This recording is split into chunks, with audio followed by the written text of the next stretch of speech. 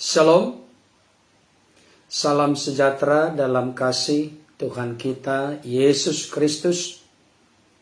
Pada kesempatan ini di khotbah akhir tahun, saya akan kembali menyampaikan firman Tuhan yang tentunya saya sangat percaya dapat dipakai oleh Roh Kudus untuk semakin meneguhkan, menguatkan dan mengokohkan kita di dalam menjalani kehidupan yang baik, benar dan bertanggung jawab, sehingga hidup kita menjadi teladan bagi sesama kita dan hidup kita memuliakan serta menyenangkan hati Bapa di sorga.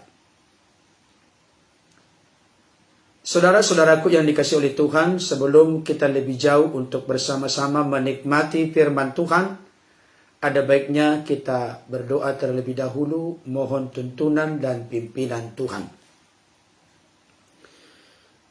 Segala puji, hormat, syukur, kemuliaan layak bagimu Bapa kekal selama-lamanya.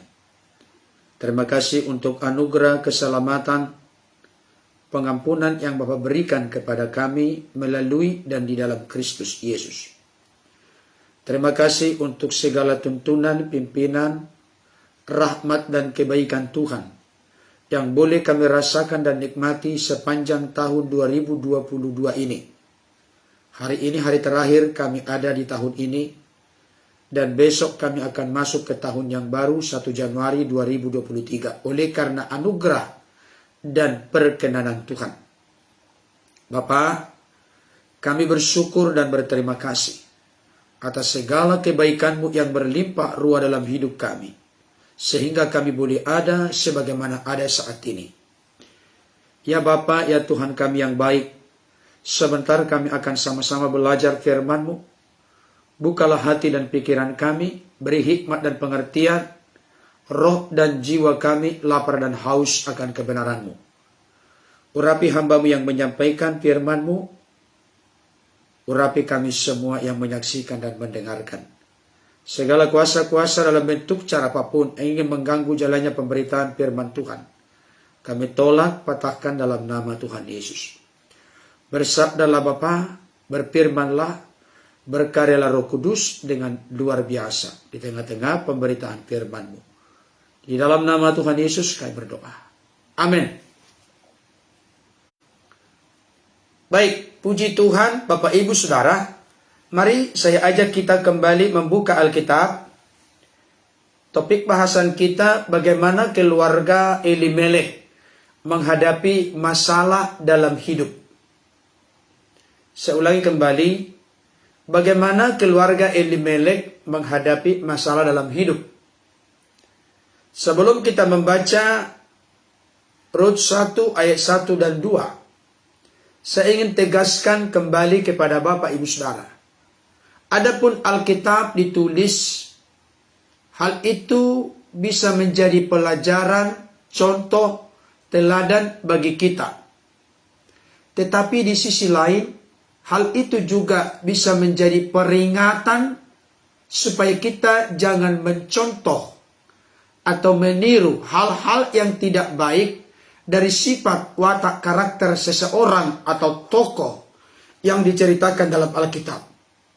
Dengan kata lain, kalau hal itu terkait dengan hal-hal yang benar, hal-hal yang positif, hal-hal yang baik, mari kita contoh. Biarlah kiranya kisah hidup mereka menjadi inspirasi bagi kita. Tetapi di sisi lain, kalau mereka memiliki kelakuan yang tidak baik, maka marilah kita menjauhkan hal itu dari kehidupan kita. Itu prinsipnya Bapak Ibu Saudara. Sebenarnya apa yang tertera dan tertulis di dalam Alkitab ini menjadi sesuatu yang sangat penting dan berharga bagi kita. Kenapa demikian? Ada istilah yang mengatakan kita janganlah sampai jatuh ke dalam lubang yang sama. Artinya, jangan sampai kita jatuh ke dalam kesalahan yang sama. Ketika tokoh-tokoh dalam Alkitab ini tidak semuanya orang-orang yang baik. Ada oknum-oknum tertentu yang menyimpang menyeleweng dari firman Tuhan. ketika mereka sudah melakukan tindakan-tindakan yang salah, menyeleweng, menyimpang keliru dari apa yang Tuhan kehendaki, maka hal itu harus kita terbuka hati pikiran kita, mendapatkan pembelajaran dari mereka. Karena mereka dalam istilah telah jatuh ke dalam lubang kesalahan, dan dampak akibat daripada kejatuhan itu mereka alami. Ketika kita terbuka belajar dari mereka yang telah jatuh itu, supaya kita sebenarnya terhindar dari kesalahan yang sama dan akibat yang sama. Itu dia Bapak Ibu Saudara.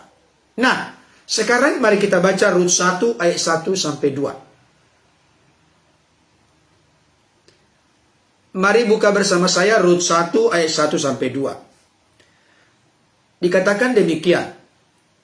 Pada zaman para hakim memerintah, ada kelaparan di tanah Israel. Lalu pergilah seorang dari Betlehem, Yehuda, beserta istrinya dan kedua anaknya laki-laki ke daerah Moab untuk menetap di sana sebagai orang asing. Nama orang itu ialah Elimelek, nama istrinya Naomi, dan nama kedua anaknya Mahlon dan Kilion. Semuanya orang-orang Efrata dari Betlehem, Yehuda. Dan setelah sampai ke daerah Moab, diamlah mereka di sana. Ya, saya lanjutkan dulu sampai ayat yang ketiga sampai keempat. Kemudian matilah Elimelek suami Naomi, sehingga perempuan itu tertinggal dengan kedua anaknya. Keduanya mengambil perempuan Moab. Yang pertama bernama Orpa, yang kedua bernama Rut.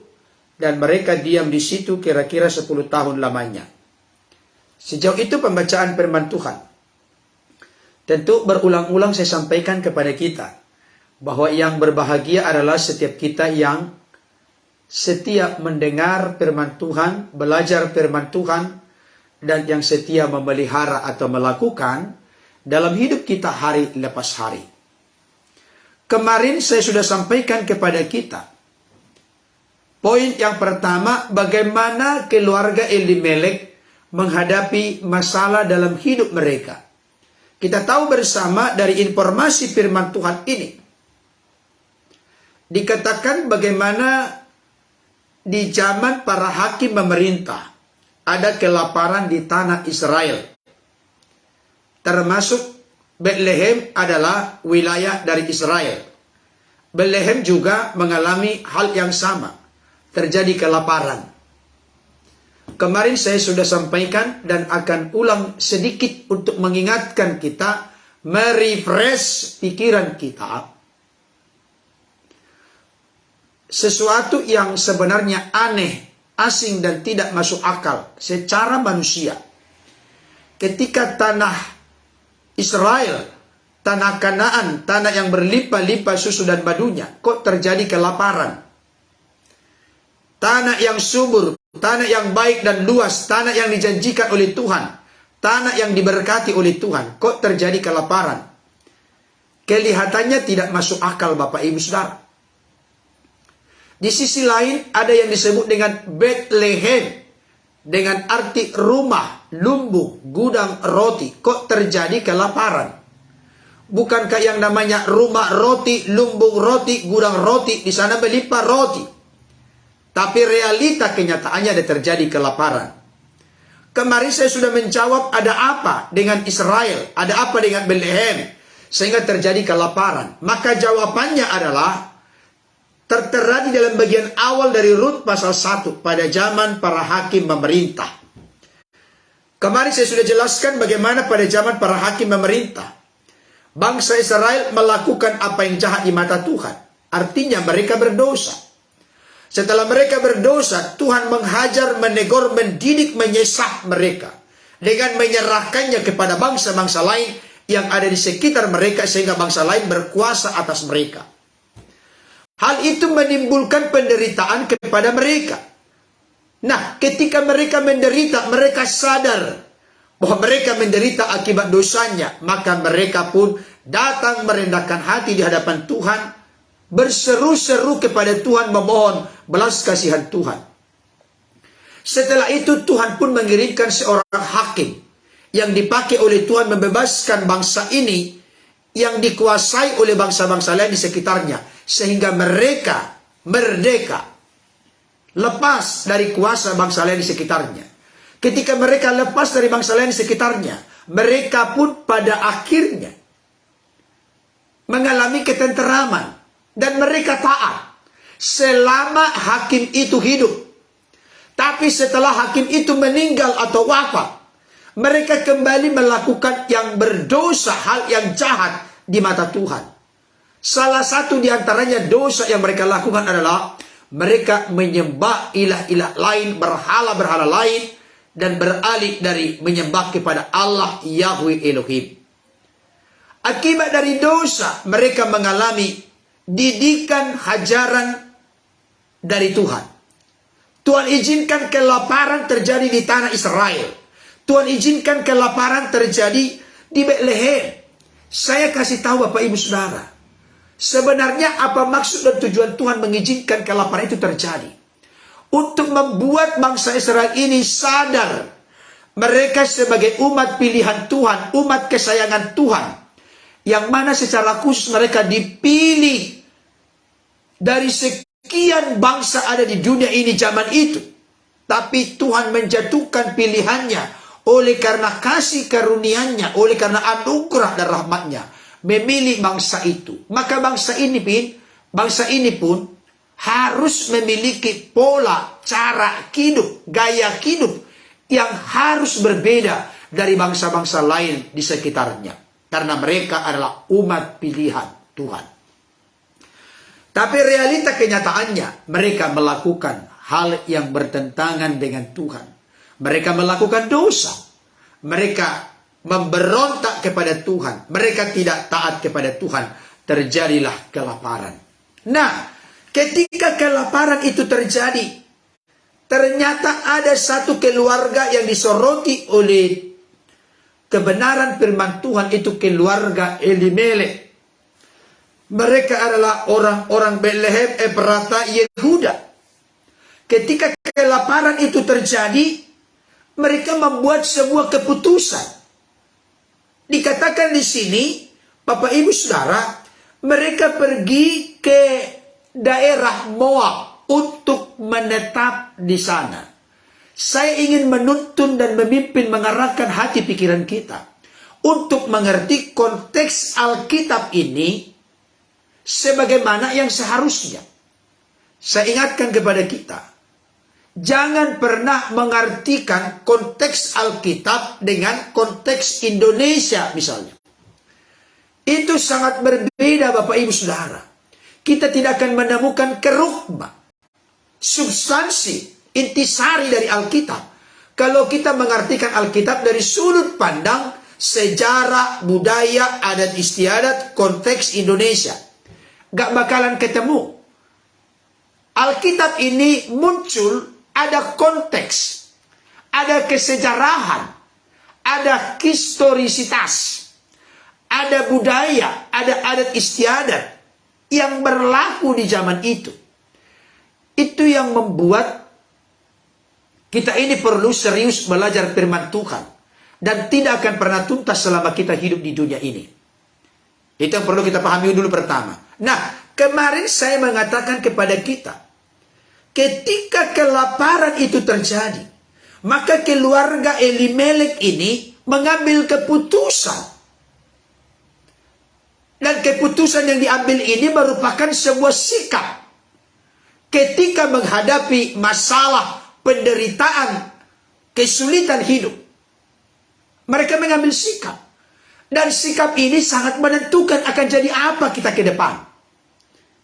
Saya ulangi kembali Bapak Ibu Saudara. Sikap kita dalam menghadapi masalah, sikap kita dalam meresponi pergumulan kehidupan, ketika sikap kita benar, akan menghasilkan buah yang terbaik di kemudian hari. Atau bisa juga dalam waktu yang singkat berikutnya. Tapi ketika kita menghadapi atau menyikapi masalah dengan cara yang salah dan keliru, maka dampak-dampaknya pun, akibat-akibatnya pun akan kita alami juga. Karena itu ketika kita hendak mengambil keputusan kita harus super hati-hati. Jangan pernah meremehkan, melecehkan, memandang sebelah mata sesuatu yang akan kita putuskan dalam hidup. Apapun itu Bapak Ibu Saudara, terkait dengan pekerjaan, terkait dengan keluarga, terkait dengan relasi, terkait dengan seluruh seantero aspek kehidupan kita. Ketika kita hendak mengambil keputusan, di tengah-tengah Tuhan izinkan masalah terjadi dalam hidup kita, mari kita benar-benar berbenah. Saudaraku dikasih Tuhan, barangkali di 2022 ini, ketika ada masalah, kita mengambil cara-cara yang gampang, cara-cara yang benar menurut kita, cara-cara yang cepat menurut kita. Saya rindu dan mendorong kita, mari kita bertumbuh dewasa, memiliki kematangan yang semakin baik. Tidak ada yang sempurna di antara kita. Saudara tidak sempurna, saya tidak sempurna, kita semua Bapak Ibu Saudara tidak sempurna. Tapi mari kita belajar step by step, langkah demi langkah, yang semakin bertumbuh, semakin baik, semakin indah ke depan. Itu yang disebut dengan pendewasaan dalam Tuhan. Apa bukti kita makin dewasa dalam Tuhan? Bukti nyata, bukti konkretnya adalah kita makin dewasa ketika menghadapi segala tantangan kehidupan, dan di sana kita keluar sebagai pemenang, bukan pecundang atau pribadi yang kalah serta menyerah. Kemarin saya sampaikan yang pertama, keluarga Elimelek tidak melakukan yang benar. Tolong perhatikan permainan kata-kata ini, karena itu nanti akan saya kalimatkan dengan kalimat yang berbeda, dengan arti yang berbeda. Keluarga Elimelek tidak melakukan apa yang benar. Artinya apa? Keluarga Elimelek ini sebenarnya bisa melakukan tindakan keputusan yang benar. Mereka sebenarnya sesungguhnya tahu apa yang benar, tapi mereka tidak bertindak, tidak melakukan apa yang mereka tahu yang benar itu. Dengan kata lain, mereka menyepelekan tindakan yang benar. Tahu mereka, mengerti, paham mereka apa yang benar, tapi mereka tidak melakukan tindakan yang benar itu. Saya kasih tahu, sepanjang 2022, di mana sebentar lagi hanya hitungan jam, kita akan meninggalkan tahun ini. Coba kita merenung sejenak, menghayati kehidupan kita sejenak, menghayati keluarga kita sejenak, menghayati sifat watak karakter kita sejenak sepanjang tahun 2022 ini. Adakah yang Bapak Ibu Saudara tahu sesungguhnya, mengerti sesungguhnya, paham sebenarnya apa yang benar, tapi kita tidak bertindak sesuai dengan apa yang benar itu? Sebagai contoh, ketika Elimelek dan keluarganya menghadapi kelaparan, maka tindakan yang benar yang harus mereka lakukan adalah, dan ini tidak boleh tidak, jangan sampai kita tidak mau, tidak mau, suka tidak suka, senang tidak senang, kita harus mau, kita harus suka, kita harus senang. Apa itu? Mari kita melakukan tindakan yang benar. Yang seharusnya kita lakukan, harus kita lakukan. Kalau terjadi kelaparan, maka yang mereka lakukan adalah introspeksi, koreksi, evaluasi diri. Ini sangat penting. Ada orang di dunia ini yang super cuek. Lo, gue, emang gue pikirin. EGP. Saya kasih tahu, orang begitu mudah dan gampang berkata EGP. Emang gue pikirin. Terserah gua. Saya kasih tahu, saya dorong ketuk hati kita semua. Jangan terlalu mudah dan gampang kita berkata, dan jangan berkata demikian deh. Emang gua pikirin. Kita tidak lakukan apa yang benar. Kalau terjadi masalah dalam hidup saudara dan saya, terjadi kesulitan, kesukaran dalam hidup kita, mari yang pertama-tama kita lakukan adalah introspeksi diri, evaluasi diri, koreksi diri. Saya tegaskan kalimat ini, perhatikan. Tidak semua masalah terjadi dalam hidup kita oleh karena dosa. Saya ulangi kembali, ingat kalimat ini. Tidak semua masalah terjadi dalam hidup kita oleh karena dosa. Tapi saya harus terbuka dan jujur berkata apa adanya kepada Bapak Ibu Saudara. Banyak kali masalah menimpa, melilit, membelenggu hidup kita oleh karena dosa, kekeliruan, kesalahan, dan keberdosaan kita. Perhatikan ini baik. Ini super sekali. Tidak semua masalah terjadi dalam hidup kita oleh karena dosa. Berarti ada maksud dan rencana Tuhan yang terbaik dibalik daripada semua itu. Tetapi banyak kali kita dililit, ditimpa, dibelenggu oleh masalah karena dosa, kejahatan, kesalahan, kekeliruan kita. Kita berontak kepada Tuhan. Kita menyimpang dari Tuhan. Kita menyeleweng dari Tuhan.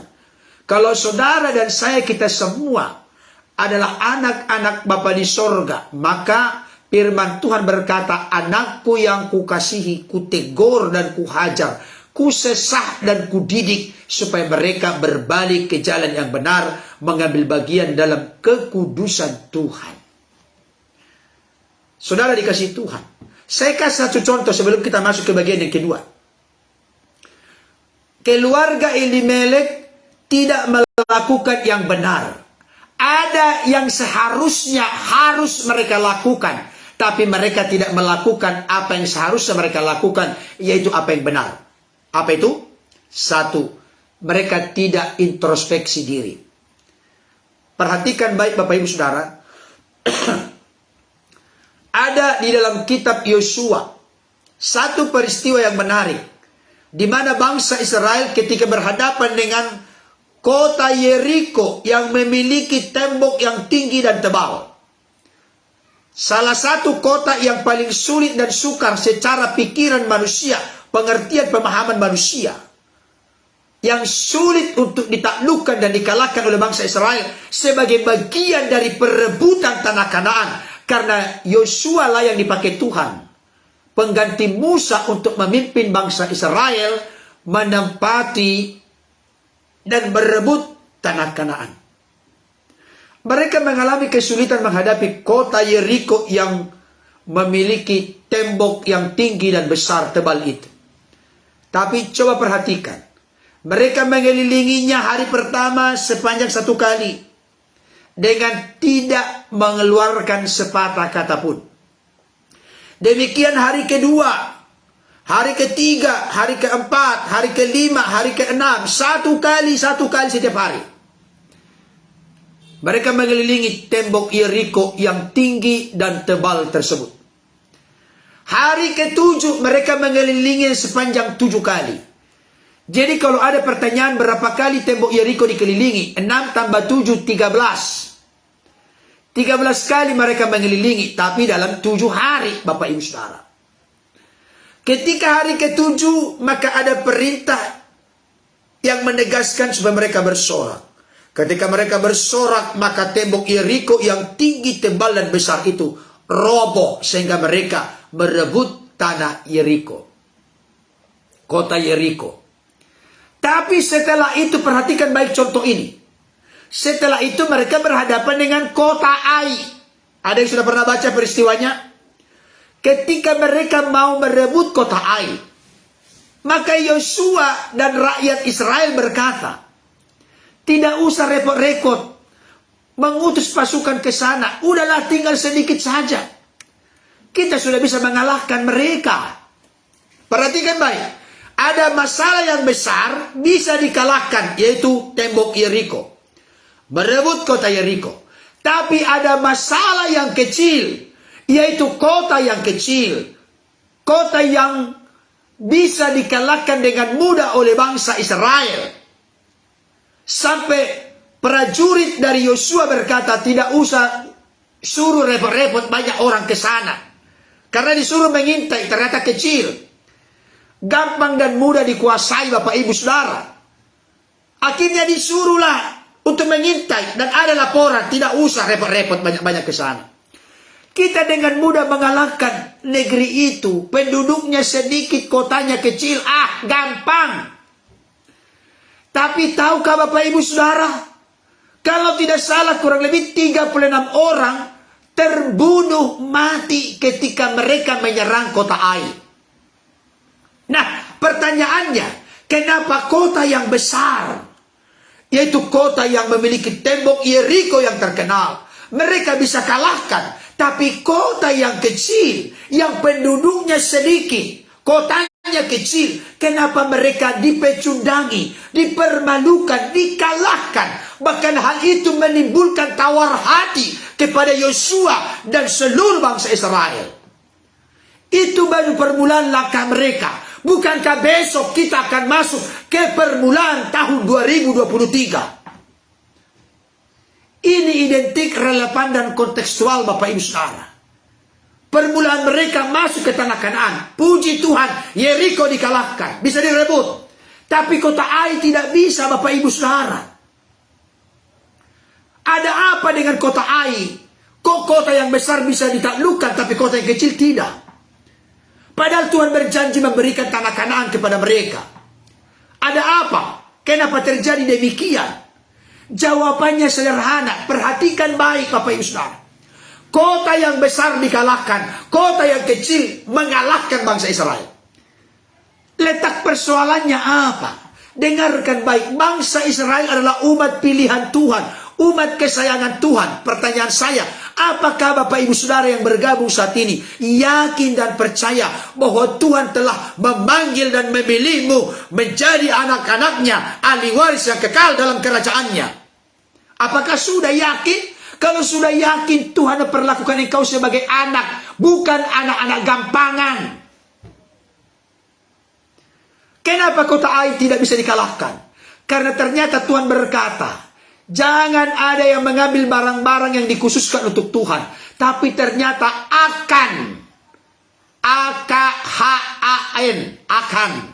akan itu mencuri barang-barang yang mau dikhususkan untuk Tuhan.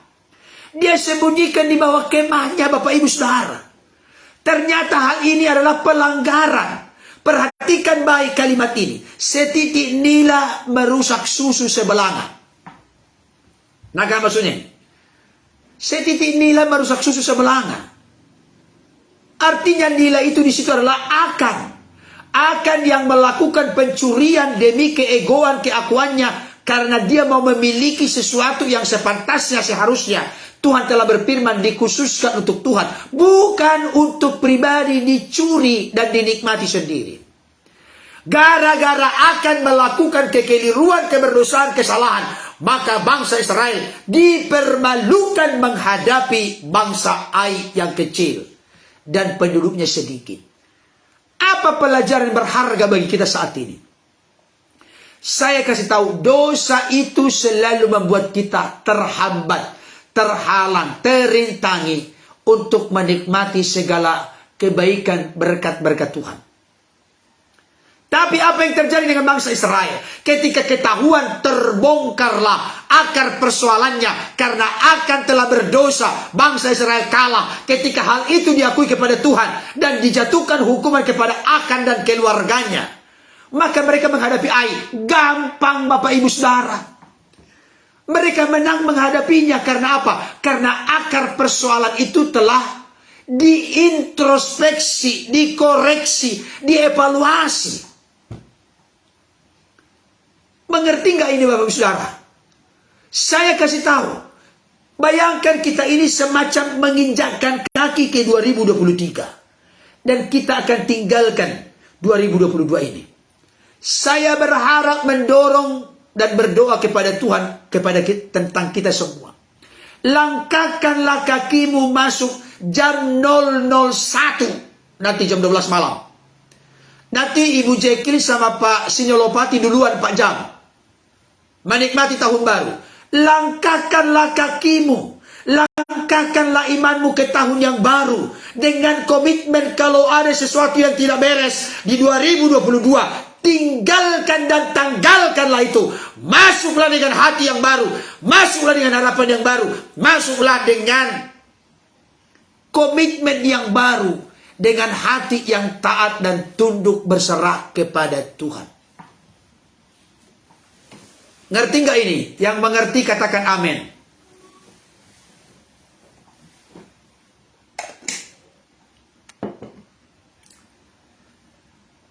Saudaraku dikasihi Tuhan, ketika bangsa Israel mengoreksi diri, introspeksi diri, evaluasi diri, mereka dengan mudah mengalahkan Ai.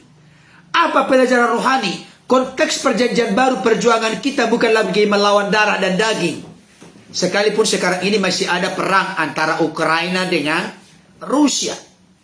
Tapi secara prinsip dalam Alkitab, perjuangan kita melawan roh-roh jahat di udara, penghulu-penghulu, penguasa-penguasa dunia yang jahat ini.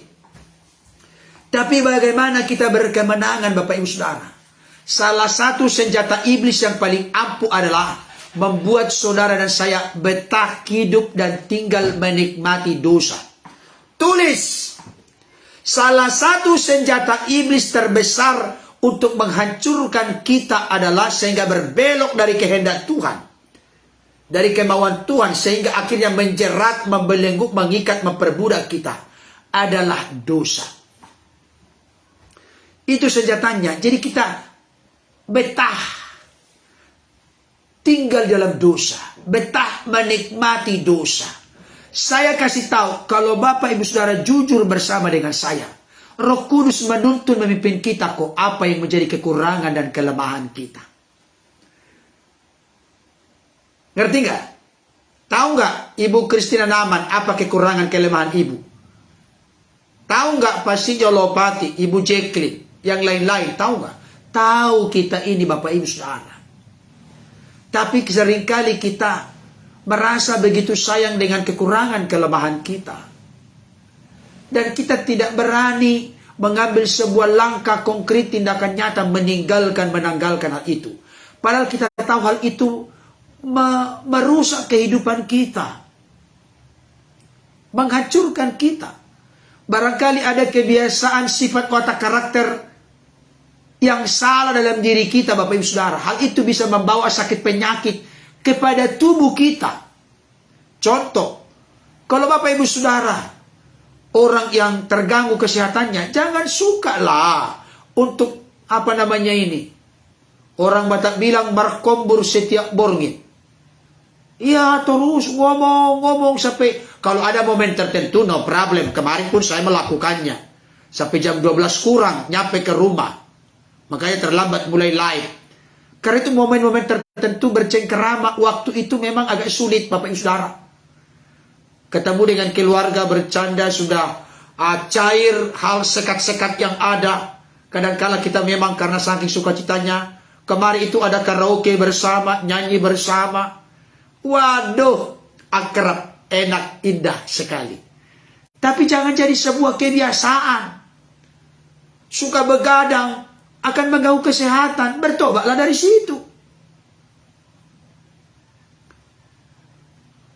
Masih ingat lagu dari Bang Haji Roma? Begadang-gadang, begadang. Begadang boleh saja kalau tiada artinya. Jangan begadang. Nah, itu contoh. Ini contoh kecil. Kita sudah tahu ada sesuatu yang merusak kesehatan kita. Lepaskanlah. Di dalam nama Yesus, lepaskan. Jangan sayang dengan dosa kita. Sayanglah dengan Tuhan yang telah menebus dosa kita. Katakan amin. Saya ulangi kalimat ini. Saya ditaruh Tuhan dalam hati saya mengungkapkan ini. Janganlah sayang dengan dosamu. Sayanglah dengan Tuhan yang telah menebus engkau dari dosa. Kalau sudah ditebus dari dosa, kok lagi hidup dalam dosa itu? Yang benar saja kawan. Aneh kan? Kita sudah ditebus dari dosa, kematian kekal, jeratan kuasa dunia. Tapi kita menikmati dosa yang sama. Benarkah ditebus? Iya enggak? Benar enggak ditebus? Kalau tetap sayang kepada dosa, benarkah ditebus dari dosa? Kan tidak. Yesus mati menebus kita dari dosa. Nangka maksudnya. Oke, jadi kekeliruan, kesalahan, kegagalan keluarga Elimelek menghadapi masalah. Pertama, mereka tidak melakukan apa yang benar. Perhatikan kemarin ayat emas kita, ayat hafalan. Jika seorang tahu bagaimana ia harus berbuat baik, tetapi ia tidak melakukannya, maka ia berdosa. Jadi tidak melakukan yang benar artinya pasif. Ada dosa pasif, ada dosa aktif. Dosa pasif artinya tahu dia apa yang harus dilakukan, tapi tidak dilakukan. Apa yang dimengerti, diketahui oleh keluarga Elimelek. Sebenarnya terjadi kelaparan membuat mereka introspeksi diri, evaluasi diri, koreksi diri. Mereka tidak lakukan. Yang kedua, secara gegabah mereka tidak meminta petunjuk dan bimbingan Tuhan. Mereka tidak berdoa kepada Tuhan. Kemarin saya kasih contoh. Yesus itu sebelum memilih murid-muridnya, Yesus itu naik ke bukit dan berdoa semalam-malaman kepada Bapaknya dalam eksistensi keberadaan sebagai manusia yang dilahirkan roh jiwa tubuhnya. Manusia yang dilahirkan oleh Bunda Maria. Sebelum memilih murid-murid berdoa semalam-malaman. Bagaimana dengan kita ini? Ketika mengambil sebuah keputusan yang sangat strategis dan hal itu berpengaruh dengan seantero seluruh hidup kita. Doakan sungguh-sungguh. Salah satu contoh di Perjanjian Lama yang saya temukan, sampai kepada hal-hal yang kecil sekalipun, Daud itu memiliki ciri khas suka bertanya kepada Tuhan. Tulis di status masing-masing, tulis di catatanmu, aku dan keluargaku akan membiasakan diri suka bertanya kepada Tuhan. Kenapa kita perlu suka bertanya kepada Tuhan? Karena kita tidak tahu apa yang akan terjadi ke depan. Tapi Tuhan kita adalah Tuhan kita adalah Alfa dan Omega, yang awal unlimited dan yang akhir unlimited.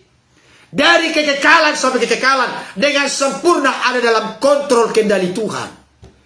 Kalau Tuhan yang lebih tahu apa yang terbaik bagi kita, bertanyalah kepada Tuhan. Jangan gegabah, jangan buru-buru, jangan tergesa-gesa. Sebab orang yang tergesa-gesa akan salah langkah. Kalau salah langkah, akibatnya fatal, Bapak Ibu Saudara.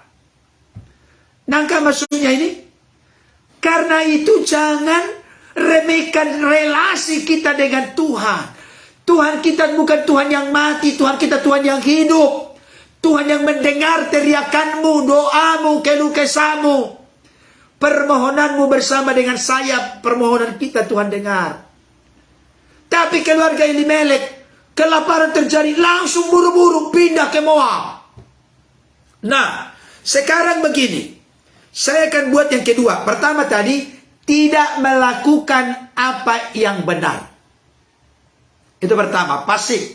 Tapi yang kedua, kebalikannya, melakukan apa yang tidak benar. Pak Sinyo, nangkap perbedaannya Pak? Ibu Kristina Naman. Pertama tadi, tidak melakukan apa yang benar, pasif. Dan biasanya orang, kalau tidak melakukan apa yang benar, maka otomatis sisi lain akan dilakukan. Nangkap maksudnya? Kalau saudara dan saya ngotot tidak melakukan apa yang benar, maka kita otomatis akan digiring nanti menghadapi situasi untuk melakukan apa yang tidak benar. Maka sebenarnya hikmatlah dari Tuhanlah, bijaksana dari Tuhanlah, hati yang arif dari Tuhanlah menaungi balik kuping kita. Kalau kita sudah melakukan apa yang benar, maka kita tidak akan melakukan apa yang tidak benar. Nangkap kalimatnya? Kesalahan keluarga Elimelek. Pertama, tidak melakukan apa yang benar. Karena mereka pasif, tidak melakukan apa yang benar. Apa yang benar? Introspeksi diri, berdoa kepada Tuhan. Itu penting. Ingat itu, dua itu. Tidak melakukan apa yang benar itu, pertama, tidak introspeksi. Kelaparan terjadi gara-gara apa Tuhan? Jangan-jangan aku telah menidbil, menyimpang, menyeleweng daripada kehendakmu. Yang kedua, minta petunjuk dari Tuhan, berdoa kepada Tuhan. Mereka tidak lakukan itu. Karena mereka tidak melakukan apa yang benar, maka otomatis karena ada situasi, ada kondisi, ada keadaan, ada masalah, ada kelaparan, ada kesukaran, ada kesulitan, orang pasti bereaksi. Apa? Melakukan apa yang tidak benar. Pertama tadi, tidak melakukan apa yang benar. Karena tidak melakukan itu, maka otomatis yang kedua, melakukan apa yang tidak benar. Nah, pertanyaannya sekarang, apa yang tidak benar yang dilakukan oleh Elimelek dan keluarganya? Perhatikan baik, khususnya untuk Pak Sinyo, bapak-bapak yang bergabung, saya juga, kepala keluarga itu sangat menentukan. Karena koordinator di dalam keluarga itu sama seperti sebuah kapal, nakoda, sebuah mobil, sopir, sebuah pesawat, pilot, adalah suami. Jangan tersinggung. Pendeta Berton, kau jangan tersinggung dengan firman ini karena kau kepala keluarga. Oh tidak, saya tidak tersinggung. Pak Sinyo jangan tersinggung. Kita ini adalah kepala keluarga. Adam kepala keluarga. Hawa itu adalah mitra yang mendukung kepala keluarga. Perlu nggak mitra? Perlu dong. Jangan suka-suka kepala, nggak bisa. Koordinator, nakoda, pilot, sopir, iya kan? Sangat menentukan. Di keluarga tidak boleh dua nakoda. Bayangkan kalau kapal itu yang persegi panjang, dua nakodanya, ada nakoda di sebelah timur satu, nakoda di sebelah barat satu. Saya kasih tahu, akan tarik-tarikan, tidak akan sampai ke tujuan. Satu nakoda, tapi nakoda ini kita doakan dituntun dipimpin Tuhan supaya menakodai keluarga kita ke arah yang Tuhan kenan, ke arah yang Tuhan inginkan, ke arah yang Tuhan kehendaki. Amin, Bapak Ibu Saudara. Apa yang mereka lakukan tidak benar. Pertama, Bapak Ibu Saudara perhatikan. Saya katakan tadi, artikan firman ini sesuai dengan konteks. Jangan sesuai dengan kita. Nanti akan ada kekeliruan memahami Alkitab. Perhatikan baik. Rut 1 ayat yang ke-1 bagian B. Lalu pergilah seorang dari Betlehem Yehuda beserta istrinya dan kedua anaknya laki-laki ke daerah Moab untuk menetap di sana sebagai orang asing. Perhatikan. Masalah yang dilakukan, tindakan dilakukan oleh keluarga Elimelek adalah mereka pergi ke daerah Moab dan akan menetap di sana. Perhatikan baik. Bapak Ibu Saudara mungkin berkata, Pak Pendeta, mau tinggal di mana terserah kan? Benar nggak? Benar. Bapak Ibu Saudara, sekarang kan saya dengar Ibu Jacqueline, Pak Sinyo itu kan dari Maluku, Ambon. Mereka sekarang tinggal di Melbourne, Australia. Oh, berarti Pak Sinyo sama Ibu Jacqueline ini menjauh dari rencana Tuhan dong? Oh tidak. Kita ini orang-orang Indonesia, bahkan seluruh dunia di luar Israel, nggak pernah ada dijanjikan kepada kita tanah perjanjian, nggak ada. Di mana saja kita tinggal, kalau itu panggilan Tuhan kepada kita, dan Tuhan mau kita menjadi garam dan terang di mana Tuhan tempatkan kita. Yes, kita ini tidak punya tanah perjanjian. Kalau tanah kelahiran kita, iya. Kalau saya di Batak, di Tapanuli sana. Tapi itu bukan tanah perjanjian. Memang kita perlu menyadari Alkitab berkata, Tuhan yang menetapkan musim-musim bagi mereka. Yang menetapkan batas-batas kediaman mereka. Dengan pengertian, kalau Tuhan tempatkan kita di sebuah tempat, berarti ada maksud Tuhan untuk kita berfungsi, berguna, bermanfaat, menjadi kesaksian, menjadi berkat, menjadi suratan Kristus yang terbuka dapat dibaca setiap orang melalui tutur kata dan perbuatan kita. Tapi konteks Israel berbeda, Bapak Ibu Saudara. Kenapa? Karena Tuhan berjanji kepada Abraham akan memberikan tanah Kanaan. Ini berbeda konteksnya.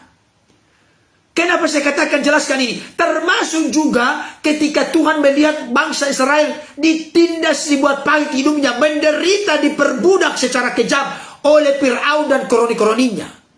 Tuhan melihat penderitaan mereka. Maka Tuhan pun berjanji kepada Musa akan membawa bangsa ini eksodus keluar dari perbudakan itu, keluar dari perhambaan itu, untuk memberikan tanah Kanaan, tanah yang berlimpah-limpah susu dan madunya, tanah yang baik dan luas, tanah yang diberkati oleh Tuhan, tanah yang dijanjikan oleh Tuhan. Sama Bapak Ibu Saudara. Jadi saya mau sampaikan saat ini kepada kita, Konteks Indonesia memang tidak terlalu berpengaruh ini. Karena di mana saja kita tinggal. Saya ini orang Tapanuli Utara. Sekarang Kabupaten Toba.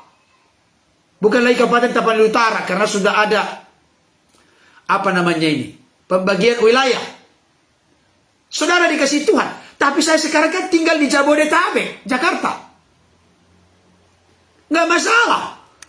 Karena tempat kampung halaman saya bukan tanah perjanjian itu. Kalau pusar saya dulu saya melahirkan di kubur di sana, yes. Saya memang tidak boleh lupa dan mengkina tanah kelahiran saya, tidak. Tapi itu berbeda konteksnya, tanah Kanaan yang dijanjikan oleh Tuhan. Makanya saya kasih tahu, ketika Elimelek dan keluarganya pergi ke daerah Moab, mau menetap di sana, mereka tinggalkan Bethlehem, ini masalah serius. Naga maksudnya, harus tahu historisitasnya, kesejarahannya, baru ngerti firman. Kalau tidak kita akan remehkan, nanti pindah-pindah aja. Memang sekarang ini mau pindah di mana, kita mau tinggal di mana, terserah aja. No problem. Tapi konteks Israel, Elimelek, Eli itu Allah, Melek raja. Allah adalah raja. Dia tidak menempatkan Allah sebagai raja dalam hidupnya sesuai dengan namanya, suka-sukanya Elimelek. Dia tinggalkan tanah Kanaan, tanah Israel, Bethlehem dia tinggalkan. Dia pergi ke Moab, Bapak Ibu Saudara. Saya mau sampaikan Moab itu tidak termasuk wilayah tanah perjanjian. Moab itu sudah di luar wilayah tanah perjanjian.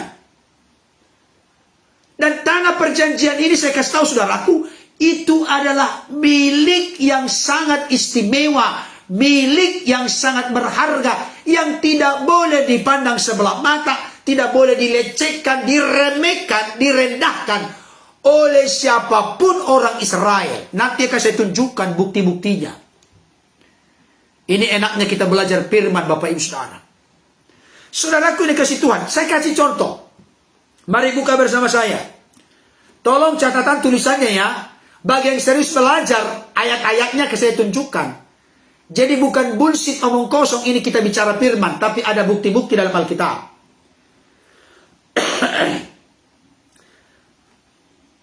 Satu Raja-Raja 21 ayat 1 sampai 3. Mari buka bersama saya. Bagaimana Alkitab menjelaskan Alkitab. Satu Raja-Raja 21 ayat 1 sampai 3. Sudah? Demikian bunyi firman Tuhan. Sesudah itu terjadilah hal yang berikut. Nabot orang Israel mempunyai kebun anggur di Israel, di samping istana Ahab, Raja Samaria. Jadi ada di sini kebun anggur dari Nabot. Tempatnya sangat strategis. Kenapa sangat strategis? Karena ada di samping istana Ahab, Raja Samaria. Kalau yang namanya di samping istana raja, berarti itu kan mahal dong. Contoh, ibu kota baru di Kalimantan. Saya yakin kalau sudah jadi, bahkan sebelum jadi pun istana di sana dibuat, istana negara. Tanah di luar dari batas terdekat dari ibu kota baru itu, saya yakin pasti melonjak harganya. Itu juga karena tempat strategis ada di sekitarnya, itu istana negara nanti. Sama juga dengan ini. Berkatalah Ahab kepada Nabot, perhatikan baik. Berikanlah kepadaku kebun anggurmu itu. Kebun anggur di mana tadi? Yang ada di samping istana Raja Ahab di Samaria. Supaya kujadikan kebun sayur. Sebab letaknya dekat rumahku. Jadi rumah raja juga berdekatan dengan istana. Ya. Aku akan memberikan kepadamu kebun anggur yang lebih baik daripada itu. Sebagai gantinya, atau jikalau engkau lebih suka, aku akan membayar harganya kepadamu dengan uang. Tentunya ini pasti dengan harga yang tinggi. Super mahal. Karena ada di samping istana Raja Ahab di Samaria. Ayat yang ketiga perhatikan. Jawab Nabot kepada Ahab, kiranya Tuhan menghindarkan aku daripada memberikan milik pusaka nenek moyangku kepadamu. Lalu masuk, ayat 4 dilanjutkan. Lalu masuklah Ahab ke dalam istananya dengan kesal hati dan gusar Karena perkataan yang dikatakan Nabot orang Israel itu kepadanya, tidak akan kuberikan kepadamu milik pusaka nenek moyangku. Maka berbaringlah ia di tempat tidurnya dan menelungkupkan mukanya dan tidak mau makan. Seperti kanak-kanak ini, kanak-kanak yang lagi cengeng. Seorang raja berperilaku demikian. Karena Nabot tidak mau memberikan milik pusaka. Perhatikan, milik pusaka. Perhatikan baik Bapak Ibu Saudara, saya ingin sampaikan mutiara kebenaran di sini. Apa? Sedangkan mau menjual atau memberikan milik pusaka nenek moyangnya, Nabot kepada raja pun tidak mau. Apalagi meninggalkan Betlehem dan pindah ke Moab untuk menetap di sana. Itu lebih sangat keterlaluan, tidak menghargai pemberian Tuhan tanah Kanaan kepada Elimelek. Apakah tanah ini dijual kita tidak tahu. Tapi yang jelas dibiarkan tanah itu terbengkalai. Dibiarkan terbengkalai pun tidak boleh. Apalagi dijual, apalagi ditinggalkan Bapak Ibu Saudara. Jadi mereka melakukan tindakan yang tidak benar, yaitu dengan pergi ke Moab. Itu masalah Bapak Ibu Saudara. Mereka mengentengkan milik pusaka yang sangat istimewa dan berharga. Coba kita bandingkan dengan Imamat pasal 25. Bukan dengan saya. Imamat 25 ayat 23. Imamat 25 ayat 23. Tanah jangan dijual mutlak, karena akulah pemilik tanah itu, sedang kamu adalah orang asing dan pendatang bagiku. Ini peringatan kepada bangsa Israel. Tanah jangan dijual mutlak. Kenapa? Karena Tuhanlah pemilik tanah itu. Tuhan yang mempercayakan tanah Kanaan, tanah perjanjian yang berlipat-lipat sesudah baginya kepada bangsa Israel. Oleh karena kasihnya, Tuhan berkata jangan dijual. Jadi mereka ini meninggalkan Betlehem, tanah Israel. Itu sesuatu yang serius Bapak Ibu Saudara. Mohon maaf Bapak Ibu. Nah, sekarang pertanyaannya, apakah kondisi Betlehem sudah begitu parah sehingga Elimelek dan keluarganya harus meninggalkan Betlehem?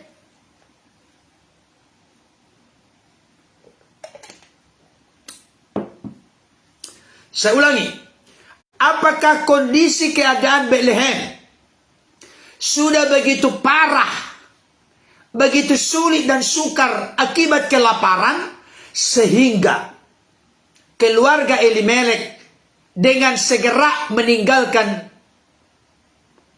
Betlehem atau tanah Israel? Apakah sudah demikian?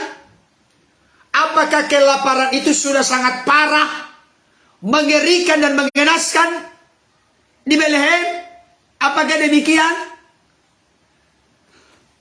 Saudara dikasih Tuhan, saya ingin sampaikan, tolong kita bernalar, berpikir, apakah Betlehem sudah sedemikian parah kelaparan yang terjadi sehingga dengan segera Elimelek dan keluarganya meninggalkan Betlehem, rumah roti, gudang roti, lumbung roti itu yang sedang kelaparan, tanah Israel yang sedang kelaparan. Apakah sudah begitu parah kelaparan itu?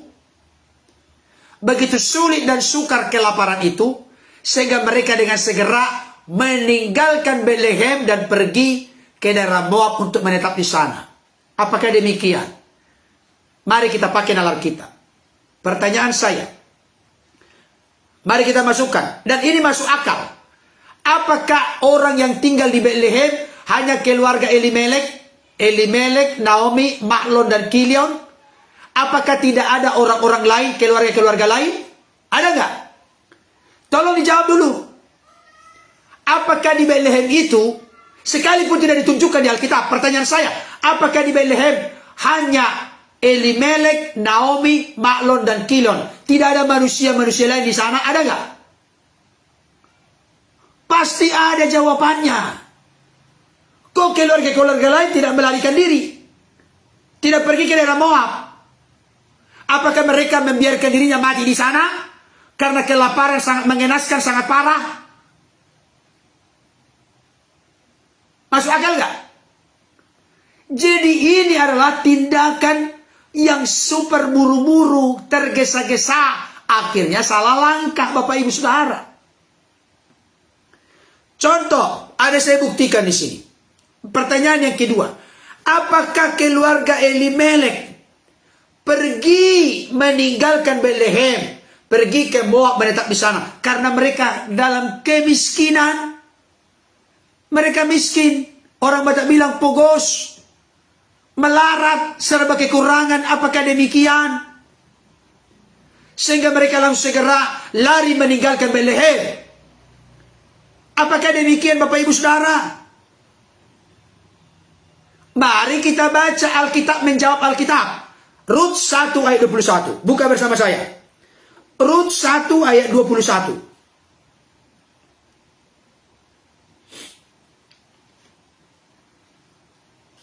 Udah?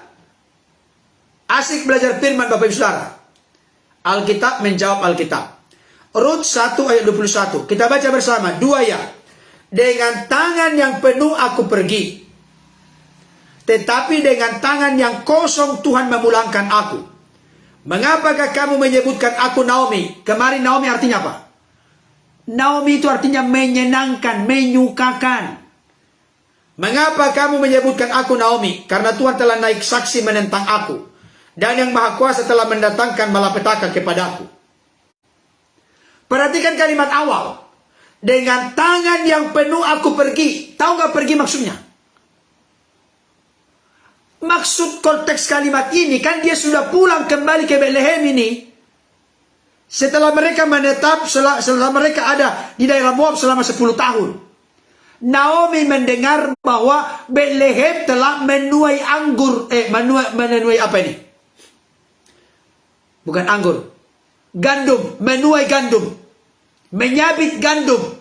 Dan nanti Rut nanti akan ada di belakang penyabit-penyabit itu untuk mengumpulkan yang tercecer. Kan begitu. Setelah 10 tahun berlalu, Naomi mendengar bahwa Tuhan telah mempedulikan umatnya. Berarti cerita ini, dengan tangan yang penuh aku pergi. Artinya, ketika Elimelek bersama Naomi dan kedua anaknya Mahlon dan Kilion pergi ke Moab, mereka dengan tangan yang penuh. Tahu nggak pengertian tangan yang penuh? Bukan tangan yang kosong. Mereka pergi ke daerah Moab. Mereka berpindah ke daerah Moab. Bukan karena kemelaratan. Bukan karena kemiskinan. Bukan karena mereka sudah kelaparan. Kenapa buktinya? Mereka dengan tangan yang penuh. Berarti penuh berkat mereka berangkat. Mereka membawa. Kalau sekarang itu ya ada depositonya, ada hartanya, ada uangnya. Mereka ini bukan karena sudah para amat kelaparan itu. Mereka pun punya persediaan. Tapi sangat tergesa-gesa mereka tidak menghargai pemberian Tuhan tanah Kanaan itu. Mereka buru-buru Bapak Ibu Saudara. Saya mau kasih tahu, dengarkan baik. Kita tidak tahu apa yang akan terjadi di 2023. Tapi jangan cepat panik. Jangan kita ini jadi orang yang tidak sabar, tergesa-gesa, terburu-buru. Beginilah kesimpulan, beginilah keputusan. Tanpa melibatkan Tuhan, saya kasih tahu itu bahaya Bapak Ibu Saudara. Naga maksudnya, itu berbahaya. Ternyata bukan karena mereka sudah kelaparan, sudah dalam kemiskinan, kemelaratan mereka pergi. Buktinya, Naomi berkata dengan tangan yang penuh ketika meninggalkan Betlehem menuju kepada Moab. Tangan yang penuh artinya penuh berkat mereka. Tapi akibat dari kesalahan itu, Naomi pulang dengan tangan kosong, tangan hampa, nihil.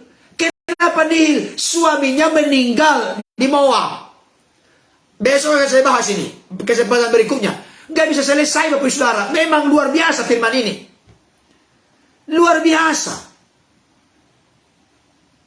Dikubur di daerah Moab itu juga masalah. Jangan lupa konteks sekarang. Kita doakan Pak Sinyo, Ibu Jekil panjang umur, sehat-sehat.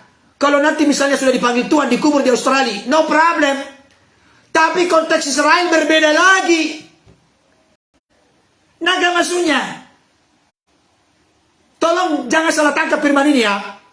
Kita harus tahu konteks mereka, sehingga kita menghargai apa yang Tuhan kasih. Itu maksudnya.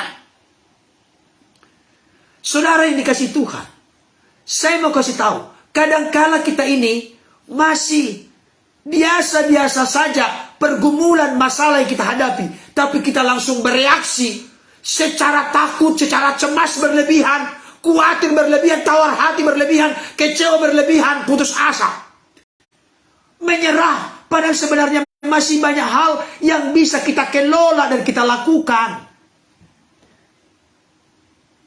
Jangan menjadi orang Kristen yang gampang panik. Jangan menjadi orang Kristen yang tidak punya roh kesabaran.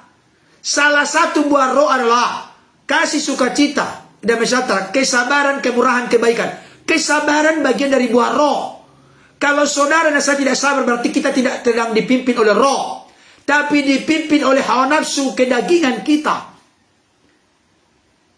Tolong ya, ayat hafalan hari ini, Amsal 19 ayat 2. Tanpa pengetahuan kerajunan pun tidak baik. Orang yang tergesa-gesa akan salah langkah. Orang Batak yang bergabung saat ini dengar baik. Orang Batak bilang, amani huma roger makabola hudonna. Amani huma lapu tatai dahana. Pak Sinyo pasti nggak tahu ini. Tapi bahasa Indonesianya, orang yang tergesa-gesa, terburu-buru, tanpa pertimbangan yang matang, akan salah langkah. Kalau salah langkah mengembalikannya susah Bapak Ibu Saudara. Bukankah kita ini dulu, dengarkan contoh ini. Dulu saya itu waktu SD, SMP, SMA. SMP lah sama SMA, SD belum waktu itu. Kalau sekarang TK pun sudah dipelajari. Dulu saya itu paling tidak suka bahasa Inggris. Kalau ada dikatakan pengumuman, guru bahasa Inggris tidak hadir hari ini. Hore! Langsung hore ini, senang banget gak hadir. Kalau gurunya gak hadir, karena apa? Gak suka bahasa Inggris. Kelas 1, kelas 2, kelas 3 SMP gak suka bahasa Inggris. Kelas 1, kelas 2, kelas 3 SMA gak suka bahasa Inggris. Tapi nyatanya ada pelajaran bahasa Inggris. Kenapa saya tidak lancar bahasa Inggris? Tidak bisa bahasa Inggris. Karena saya tidak suka bahasa Inggris. Tapi kalau sejak awal saya mempertimbangkan dengan matang, oh bahasa Inggris adalah bahasa internasional. Dan biasanya orang melamar pekerjaan, bisa nggak? Paling tidak pasif, tidak aktif bahasa Inggris. Harus tahu. Nah, ketika saya terburu-buru mengambil keputusan, nggak suka bahasa Inggris. Ternyata saya tuailah apa yang saya tabur sekarang, saya tidak pernah lancar bahasa Inggris. Ini contoh praktis. Naga maksudnya. Mari kita benar-benar serius. Supaya penyesalan jangan sampai datang terlambat. Ada istilah di dunia, jangan biarkan nasi sudah jadi bubur. Kalau sudah jadi bubur, mau menghendaki lagi jadi nasi, nggak bisa. Sudah terlambat. Tetapi puji Tuhan, ada masa-masa yang telah terlewatkan, nggak bisa lagi dikembalikan maksudnya. Bukan berarti sekarang kalau kita berdosa, bisa bertobat. Bisa. Bisa Bapak Ibu Saudara. Tapi apakah kita harus memiliki pikiran dan prinsip seperti orang yang disalibkan di sebelah kanan Yesus? Pak Pendeta, bukankah detik-detik terakhir orang yang disalibkan di sebelah kanan Yesus berkata, Yesus, kalau kau datang sebagai Raja, ingatlah kehendak-Mu. Yesus tidak menolak dia atas pengakuannya sebagai Yesus sebagai Raja, sebagai Tuhan dalam hidupnya. Yesus berkata, hari ini juga engkau dan aku bersama-sama di Firdaus. Apakah kita harus demikian? Mari sekarang kita pertimbangkan dengan matang. Nanti kita akan menyesal akibat keputusan yang salah sekarang. Perhatikan baik kalimat ini. Keputusan yang baik, benar dan bertanggung jawab hari ini mempengaruhi secara besar apa yang akan terjadi besok dan seterusnya dalam hidup kita. Sebaliknya, keputusan yang kita buat hari ini secara keliru dan salah akan berdampak besar bagi kehidupan besok dan seterusnya. Karena itu putuskanlah yang benar hari ini. Jangan terburu-buru, jangan tergesa-gesa, pertimbangkan dengan matang. Selaraskan keputusan kita dengan kehendak Tuhan, keinginan Tuhan, Itulah yang terbaik dalam hidup kita. Ketidaktaatan yang terjadi didasari dengan ketergesa-gesaan dan ketidaksabaran membuat mereka mengambil keputusan meninggalkan Moab. Saudaraku yang dikasihi Tuhan, apalagi keputusan yang salah yang diambil oleh Naomi. Konteks yang kedua ini saya akan bahas besok. Besok nggak bisa ya, besok hari Minggu ya. Iya, hari Senin. Belum selesai, biarlah menyeberang firman ini ke tahun yang baru.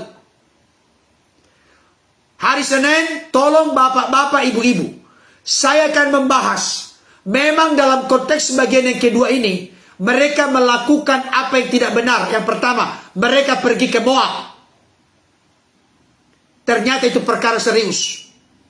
Udah saya jelaskan tadi. Tapi yang kedua, setelah Elimelek meninggal, ada di sini kisah yang berkata dengan jelas. Elimelek meninggal dulu. Setelah Elimelek meninggal, maka tinggallah Naomi dengan kedua anaknya, Mahlon dan Kilion. Baru nanti ayat berikutnya berkata, di sini dikatakan, ayat keempat, keduanya mengambil perempuan Moab. Yang pertama bernama Orpa, yang kedua bernama Ruth, dan mereka diam di situ kira-kira 10 tahun lamanya. Mahlon mengambil Orpa sebagai istrinya. Kilion mengambil Ruth sebagai istrinya. Nah, saya mau bahas hari Senin ini. Ini bagus sekali. Saya kasih dulu pendahuluan prolog. Kesalahan yang kedua adalah anak-anak Elimelek, Mahlon dan Kilion kawin atau menikah dengan perempuan Moab. Ini serius. Ini serius. Orang tua yang punya anak, saya rindu dengarkan ini hari Senin. Jangan sampai ketinggalan. Ini penting karena dunia ini semakin menggerus, membawa erosi iman bagi orang Kristen. Tidak lagi ada bedanya antara satu dengan yang lain. Saya kasih tahu, Alkitab memberikan penegasan bagaimana sikap kita terkait dengan pernikahan beda iman, beda agama. Ini kita bukan rasis, Bapak Ibu Saudara. Pertanyaan saya, apakah kita mau mengikuti firman Tuhan atau mengikuti selera dunia yang sudah semakin samar, sudah semakin serupa dengan dunia? Padahal kita berkata, janganlah engkau menjadi serupa dengan dunia. Berubahlah oleh pembaharuan budimu, sehingga kamu dapat mengerti manakah kehendak Allah, apa yang baik, yang berkenan kepada Allah dan yang sempurna. Hari Senin saya akan ulas ini dari sudut perjanjian lama maupun perjanjian baru, di mana anak-anak Elimelek kawin dengan perempuan Moab. Ini merupakan kekeliruan dalam konteks mereka sebagai umat pilihan Allah. Nantikan hari Senin. Bapak dan ibu yang punya anak gadis, anak remaja, pemuda-pemudi perlu, atau punya anak laki-laki perlu mendengarkan ini.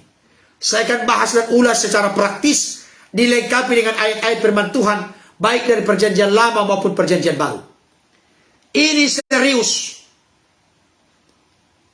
Paling tidak, bagaimana keluarga Elimelek menghadapi masalah dalam hidup?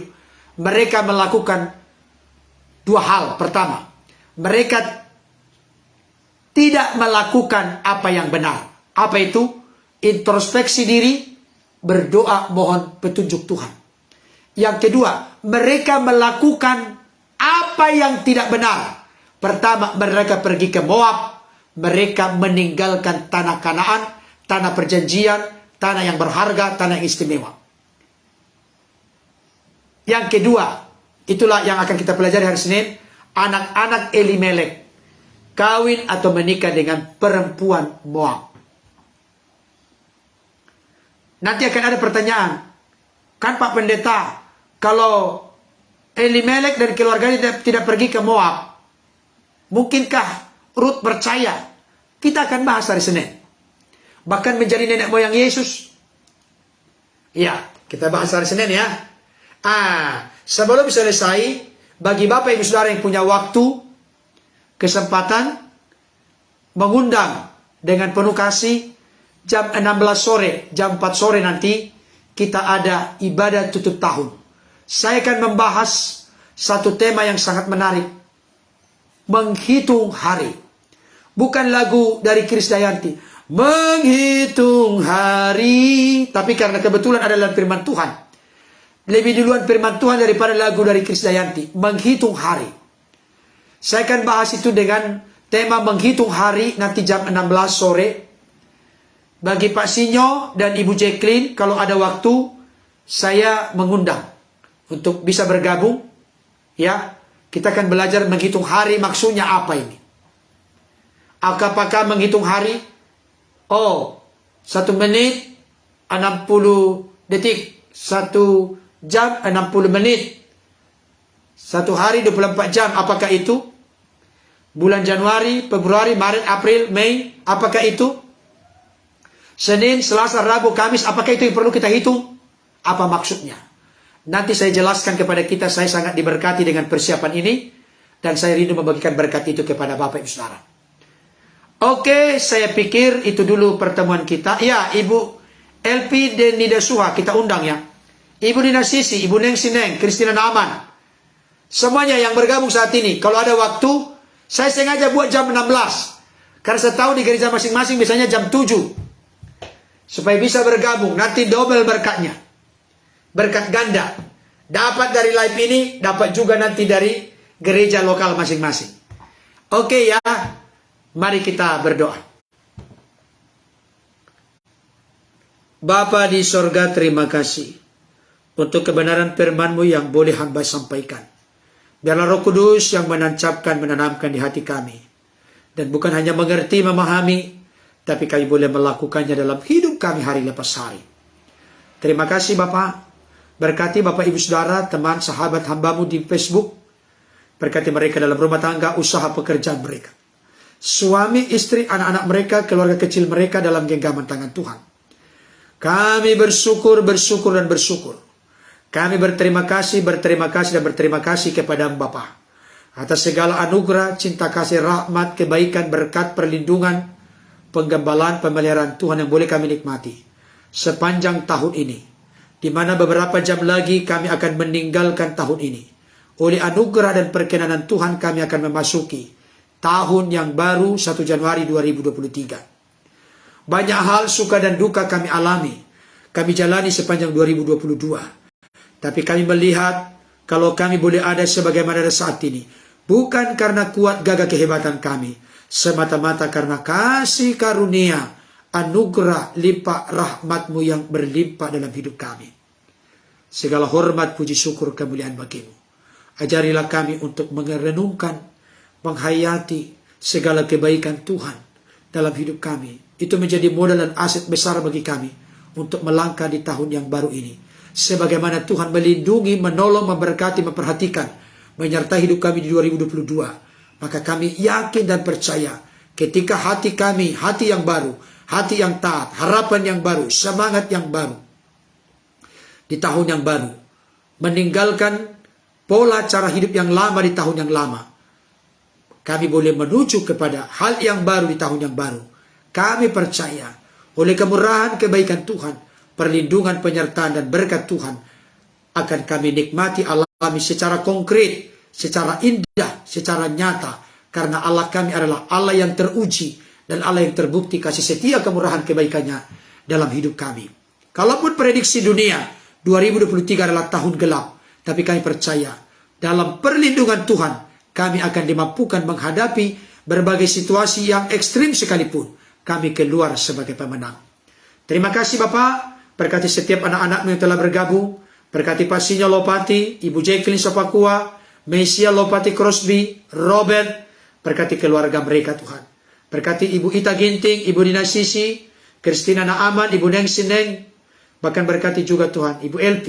Bahkan semua yang telah bergabung saat ini akan menonton kemudian. Berkati segenap aspek kehidupan mereka.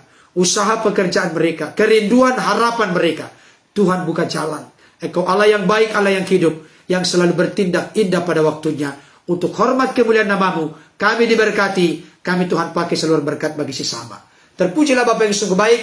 Kami akan meninggalkan tahun ini Tuhan. Kami akan masuk ke tahun yang baru. Dalam perkenanan, dalam tuntunan, dalam pemeliharaan, dalam penggembalaan Bapa. Terpuji Tuhan. apapun yang kami lakukan hari ini, dan nanti sore kami akan bergabung kembali. Tuhan yang menolong, Tuhan mengurapi, menyertai kami semua. Di dalam dan demi nama Yesus kami berdoa dan bersyukur kepada Bapa di sorga. Haleluya. Amin. Amin. Puji Tuhan. Terima kasih Bapak Ibu Saudara telah berkenan bergabung. Biarlah apa yang saya sampaikan dalam kesederhanaan dapat menyentuh, menjamah, meneguhkan, mencerahkan, menguatkan Bapak Ibu Saudara, dan terus kita maju bertumbuh makin dewasa dalam Tuhan. Salam untuk keluarga dalam perkenanan Tuhan, sampai bertemu nanti sore jam 16 waktu Indonesia Barat atau jam 4 sore. Kita akan membahas menghitung hari. Ya, Tuhan Yesus memberkati. Dadah.